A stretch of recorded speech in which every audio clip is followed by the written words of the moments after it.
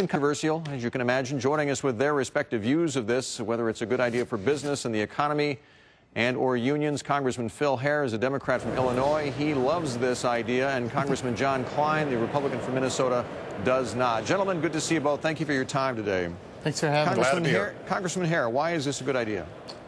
Well, we already have a law that says that workers can, it's a matter of fairness from my perspective. If the 50% of +1 of employees present a petition to the employer, the union does not have to be recognized. This bill has the very same provisions in it in order for people to join a union. So if you can not, basically not put the union as your bargaining rep with the petition, you should be able to do it. But also in this bill, just the big myth is, they say that it takes away the secret ballot. This bill calls for 30% of the people, if they so want a secret ballot union election, they get it. It's incorporated into the bill. So okay. I don't subscribe to the notion that the secret ballot's been waived here. Congressman Kline, you don't like this. Why? Well, this does effectively eliminate the secret ballot in union organizing. I understand the proponent's position that says that the secret ballot request is employers are replaced by employees. But the truth of the matter is that once the union organizer comes into a workplace and gets 50% +1, as Phil said, the National Labor Relations Board will certify that union. The employees can't come back and say, oh, we really would like to have a secret ballot. The expectation today in the workplace is that while cards are being checked, at the end of that process, the National Labor Relations Board will come in and administer a secret ballot. Okay. That's the protection that workers deserve. This legislation effectively eliminates that. Congressman Hare, yes. I talked to some U.S. Chamber of Commerce people about this, and they are, of course, opposing this card check legislation.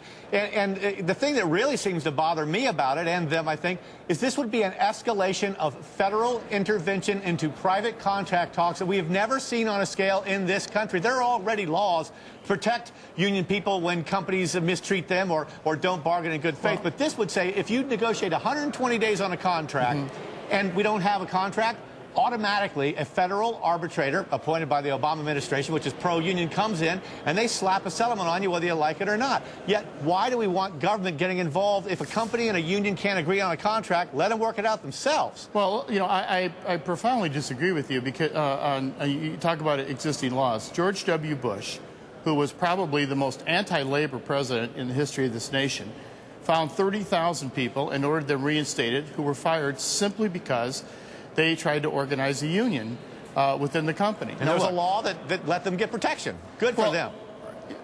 Well, what law? Because they were summarily fired.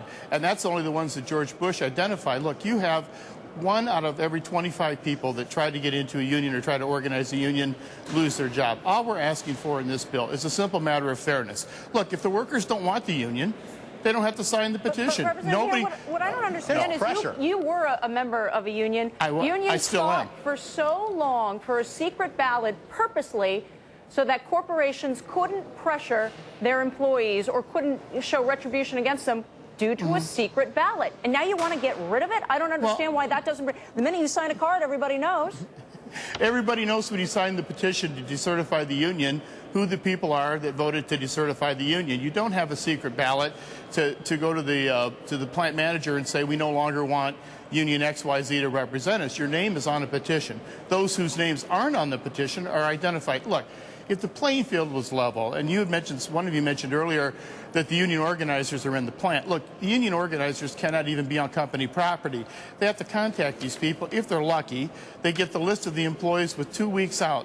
The employer can bring people into their offices for 2 hours, 3 hours.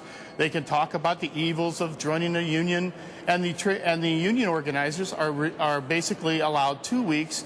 And if you either telephone, knock on the door, or hopefully get a piece of literature in their hands. Okay. Now look, is that fair? Last thing, I'm sorry, but we're going to have to wrap real fast. Congressman Kline, yeah. Unions already win the vast majority of secret ballot elections when they get in there and get a company's employees to vote. Why is this needed? This is not needed. I mean, that's the point. What we'd like to have is a continuation of the expectation that workers are protected by being able to go into the voting booth and voting in secret. There is no question that there is intimidation that goes on, sometimes by employers, definitely by union organizers. No employee should be forced to tell his employer, his fellow employees, his family, the union organizer, and everybody else what his position is or her position is on forming a union. They need the protection of the secret ballot. We all insist it. In fact, I and others have introduced legislation to protect the secret ballot. That's the direction we should be going in. Thank you both very much for being here. Thank you for having us. You betcha. Appreciate it very much. All right, Disney execs.